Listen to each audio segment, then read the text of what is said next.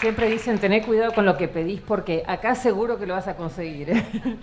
Así que bueno, realmente aprovechamos a agradecerte la posibilidad que les damos que les dan a todos para poder contactarse y saber dónde canalizar tantas historias y tantas necesidades y tantas oportunidades para seguir colaborando. A continuación, quiero presentar a Mariana Maggio, que es licenciada en Ciencias de la Educación, especialista y magíster en Didáctica de la Universidad de Buenos Aires. Es directora de la Maestría y Carrera de Especialización en Tecnología Educativa de la Facultad de Filosofía y Letras de la Universidad de Buenos Aires y directora del proyecto de investigación Las prácticas de la enseñanza recreadas en los escenarios de alta disposición tecnológica. Mariana también es responsable de los programas académicos para Microsoft Latinoamérica. Muchas gracias, Mariana. Gracias, María Rosa. Buen día. Bueno, muchas gracias por la invitación. Nieves, qué placer estar acá. Y bueno, voy a hablar desde una perspectiva pedagógica, como docente, como investigadora. María Rosa tuvo especial énfasis en que tomáramos el tema de la narrativa. Para mí el tema de la narrativa es central en la pedagogía contemporánea y quiero proponerles algunos recorridos. Y el primero empieza en Quilmes. Yo pasé toda mi infancia y mi adolescencia en Quilmes. Esas son imágenes de mi escuela normal, una escuela a la que me tocó ir en la dictadura. Y mientras preparaba esta presentación, recordaba, bueno, cuáles fueron algunas de las cosas que me marcaron en esa historia muy profundamente y que aparecían hoy con este tema de interés, de tanto interés para nosotros, que tiene que ver con el aprendizaje en servicio. Y ahí me acordaba de la visita que prácticamente estructuró todo el séptimo grado de esa escuela normal y que tuvo que ver con el trabajo con una escuela pública en Antiguo Quilmes, en la provincia de Tucumán, escuela en la que estuvimos unos cuantos días, en la que compartimos con los compañeros actividades que tenían que ver con lo cultural, con lo artístico. Todo un trabajo pensado, preparado por mi maestra Saula, con la que todavía me encuentro para charlar de esas historias, para volver a hablar de Antiguo Quilmes. Imagínense, tengo 48 años y sigo todavía pensando en esa experiencia. Y desde otro enfoque, pensé también para preparar esta presentación en cuáles son los relatos en los que sobre los que en los últimos años volví sistemáticamente, historias de docentes.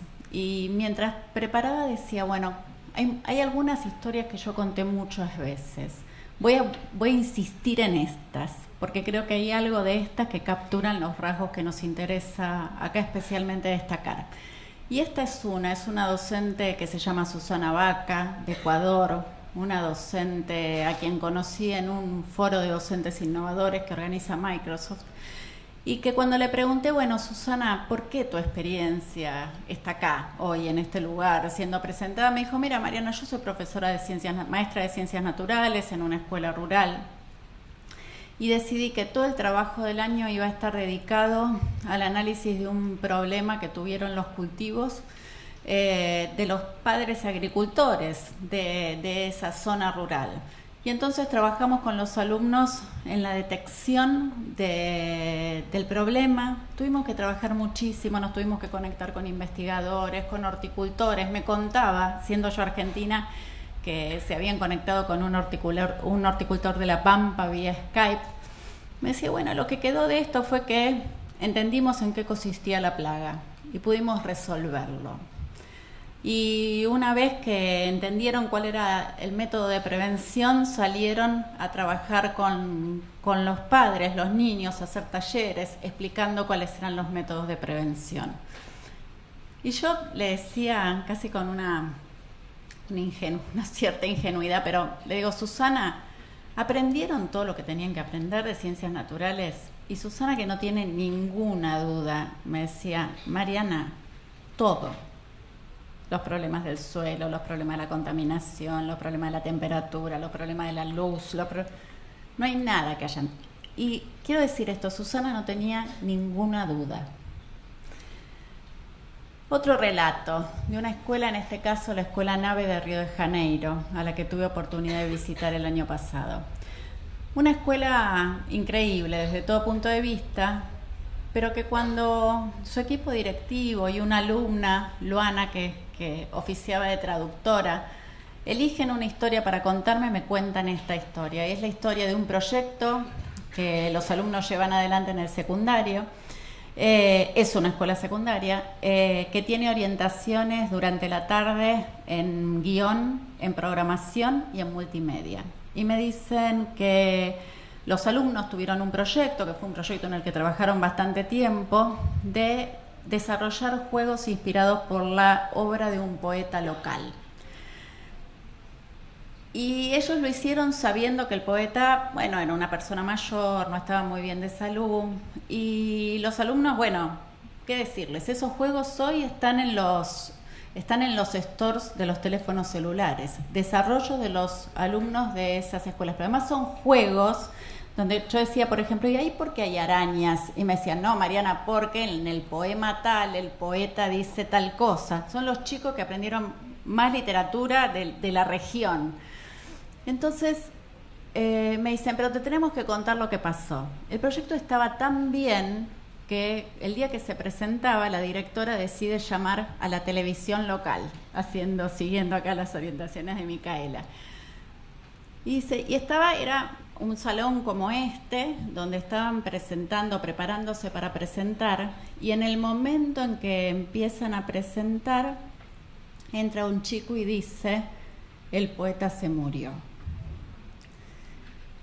Hay cosas que tienen estas historias que son increíblemente potentes y que son difíciles de capturar, muy difíciles de capturar, pero que generan marcas, no solo en el hecho de ser proyectos, sino también en el hecho de ser rememoradas y de ser contadas, que nos permiten entender también dónde queremos estar, ¿no? Y qué sujetos queremos formar. Acá tengo una historia propia de mi cátedra. Yo enseño tecnología educativa en la Facultad de Filosofía y Letras en la Universidad de Buenos Aires. Y esta foto representa la que para mí es la situación más impresionante en lo que va del año. Un día, yo doy teórico los lunes de 5 a 9. Y hay una comisión de trabajos prácticos a cargo de Verónica Perossi, antes, de 3 a 5. Y este año trabajamos mucho el tema de la intervención, el tema de que los proyectos pedagógicos tienen sentido, y no solo los de aprendizaje en servicio, todos, cuando van más allá de las paredes del aula. Y entonces, haciendo una actividad, los alumnos, con Verónica y con los adscriptos, crearon esta rayuela. Una rayuela que para mí captura una metáfora, y eso también tiene que ver con nuestras posibilidades de contar historias. Una rayuela que está ubicada en la puerta del aula y que no permite que las puertas del aula se cierren, con todo lo que eso implica. Claro, yo después me vi como entrampada en mi propia trampa, ¿no? Porque yo decía, ahora como se escucha todo de afuera, y me decían, y bueno, vos sos la que decís que tiene que estar con las puertas abiertas, que las escuelas son con las puertas. Pero además después Verónica contó esta historia en Facebook y dijo, en algún momento, esta rayuela, que tanto implica, ¿no? También para nosotros culturalmente, deja el aula en el cielo, con todo lo que eso tiene en términos de connotaciones que no hace falta explicar. Hay otros modos hoy en que las historias nos están atrapando, ¿no? En mi caso particular, todos los que me conocen saben que yo una parte de mi tiempo de estudio lo dedico a ver series, ¿sí? Y series que son muy sofisticadas en términos de estructura, series que están probablemente subiendo la vara de lo que es la construcción de relatos en la actualidad.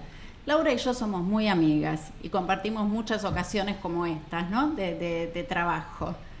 Pero además, las dos miramos Mad Men y a veces nos mandamos un mensaje que para otra persona podría no tener ningún sentido, pero que nosotras entendemos porque Mad Men, a esta altura, no es un relato, es toda la construcción de un sistema de referencia, todo un marco de construcción de sentido, con todo lo que eso implica.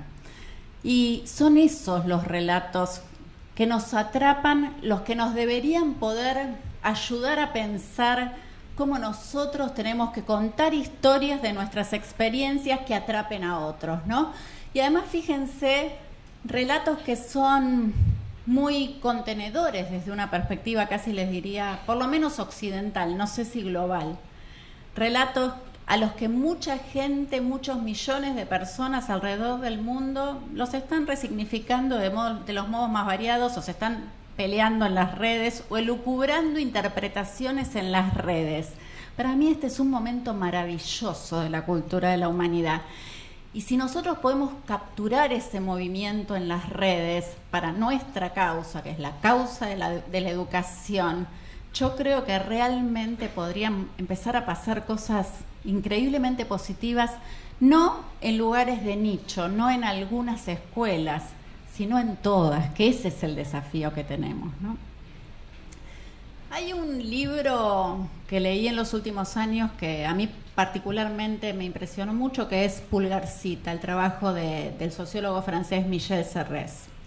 Y acá hay también un doble juego, ¿no? Nosotros todos nos acordamos de Pulgarcito, de los cuentos infantiles, y ahí también hay una apelación a todo lo que los cuentos infantiles dejaron como marcas en nosotros. Bueno, Serres habla de Pulgarcita, reinventa ese pulgarcito para referirse a nuestros niños y niñas que están todo el día usando los pulgares en los celulares, ¿no? Esa es la Pulgarcita de Serres. Y lo que dice Serres, también en una metáfora impresionante, que es algo que define centralmente a nuestros esfuerzos de narrar, que Pulgarcita está decapitada, que le cortaron la cabeza, que sabe que todo lo que tiene que saber está en un dispositivo y que entonces la página que habla en clase ya no le significa nada. Por eso dice Serres, lo que queda en clase, lo que queda en el aula es inventar, e inventar eventualmente es lo que podría parar ese murmullo creciente que todos los que estamos al frente de clase en todos los niveles del sistema educativo estamos escuchando. ¿Cuándo se sale de ese murmullo? ¿Cuándo se sale de ese fenómeno de pensar que todo lo que me están diciendo ya lo sé porque lo puedo buscar en Wikipedia o donde sea? Cuando se empieza a construir, y a construir es un construir definitivamente para afuera. Entonces, yo pensando en términos didácticos, casi les diría de una didáctica general, estoy viendo algunos rasgos que hoy definen y sostienen bien lo que son estas situaciones que llamo de enseñanza poderosa. El hecho de que las preguntas que se abordan en clase sean preguntas que no tienen respuesta. Eso es lo que nos saca del fenómeno de la decapitación. Y que cuando hay respuestas, son respuestas que son respuestas provisorias. Situaciones en las que los alumnos interactúan con sus pares y a la vez con expertos, como los alumnos de Susana Baca, que para entender cuál era el fenómeno del cultivo se tuvieron que conectar con un horticultor de La Pampa. Situaciones en donde lo que aborda la práctica educativa son problemas sociales, no son problemas de juguete, como decía mi maestra Edith Bitwin, que se concebían solo para la enseñanza en clase. Problemas reales. Eso es lo que ustedes hacen, eso es lo que ustedes trajeron a este foro para compartir. Y eso, yo lo planteo, quiero ser muy cuidadosa, no debería ser especial. Esto debería generar el motor que sostiene una pedagogía contemporánea. Porque en definitiva lo que cuenta, y digo, dicho por Freire hace tantísimo tiempo, es nuestra capacidad de resolver problemas que están afuera de la escuela. Y eso es construir conocimiento. En ese plano, creo que lo que cuenta y mucho en ese construir para afuera es reconstruir para adentro. Es nosotros hacernos cargo de lo que estamos construyendo y poder contarlo. Y para mí poder contarlo implica contarlo a través de historias. Sigrun Gudmundsdóttir, que escribe uno de los artículos de este maravilloso libro, La narrativa en la enseñanza, el aprendizaje y la investigación, compilado por McEwan y Egan, dice: el saber pedagógico es narrativo. Y fíjense que cuando los docentes contamos historias. El tema es cómo con esas historias, primero construir buenas historias, ¿no? Y además de suscribir todo lo que planteó Micaela en términos de hacerlas comunicables, cómo capturar algunos rasgos que se encuentran en los que son concebidos como buenos relatos, ¿no? Ese impacto emocional de la historia, esa historia que habla de la gente, ese involucramiento en primera persona que nos permite decir yo actúo, con esa capacidad de agencia que Jerome Brunner define también. Esa conexión moral que tienen las buenas historias. Hay algo que se cuenta, pero además hay una potencia transformadora en lo que uno cuenta, una capacidad de transformar al otro, de pensar que puede generar acciones de principio positivo. Y además la posibilidad que tienen las historias de ir a niveles más profundos de complejidad, de volverse a contar y de volverse a encontrar sentidos y nuevos sentidos. Yo me imagino, y lo quiero poner en otro plano, y de nuevo, probablemente en un sistema diferente de dimensiones, porque estoy pensando más en los términos pedagógicos, que uno tiene que reconocer lo poderoso en la práctica propia. Y eso es lo que hay que construir como historia. Y lo que hay que construir como historia es una historia, de nuevo, en primera persona, con un componente emocional, con una dimensión moral, con una metáfora fuerte y sobre todo con un sentido que es un sentido transformador, como queremos que sea la pedagogía. Yo creo además, y me parece que este es el desafío de nuestra época, ¿no? Y lo pienso en este caso desde una perspectiva más, si quieren, desde la investigación. Esas buenas historias contundentes, esos relatos que puedan alentar a millones de personas a leerlos, conocerlos, comentarlos, deberían empezar además a entramarse.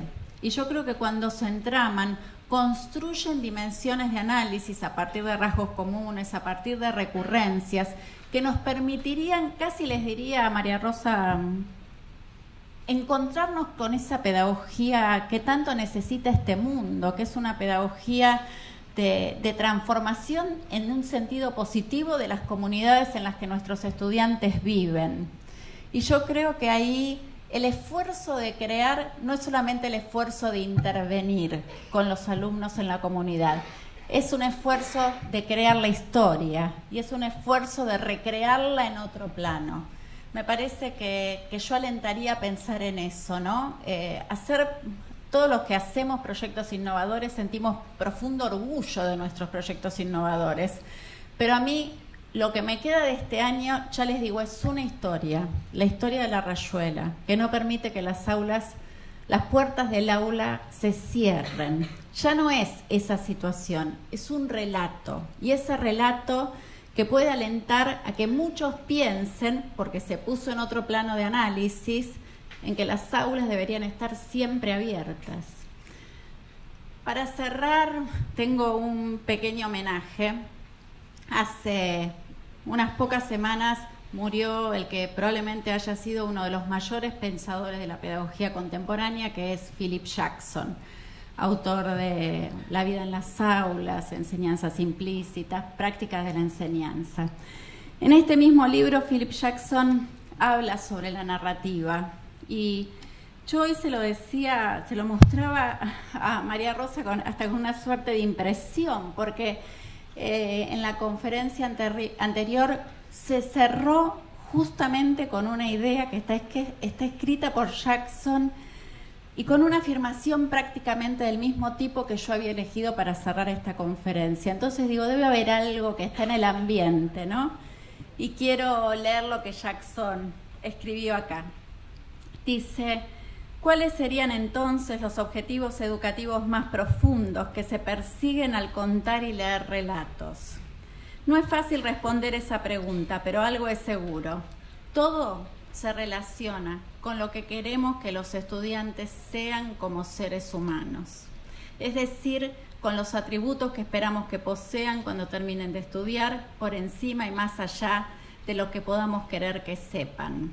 Estos atributos incluirían los valores que queremos que sustenten, los rasgos de personalidad que deseamos que posean, la visión del mundo y de ellos mismos que esperamos que cultiven. Eso, ¿no? Transformar, educar seres humanos para un mundo mejor, con más posibilidades para todos. Hay algo de contar la historia, no solamente de hacer el proyecto, que debería ayudar a eso. Y si además nuestras historias se entrelazan en esas recurrencias y van creando relatos globales que animen a que todos se suban a este movimiento, seguro que va a haber más oportunidades para todas y para todas en las próximas décadas, que eso es lo que queremos, para eso es para lo que estudiamos, educamos. Gracias.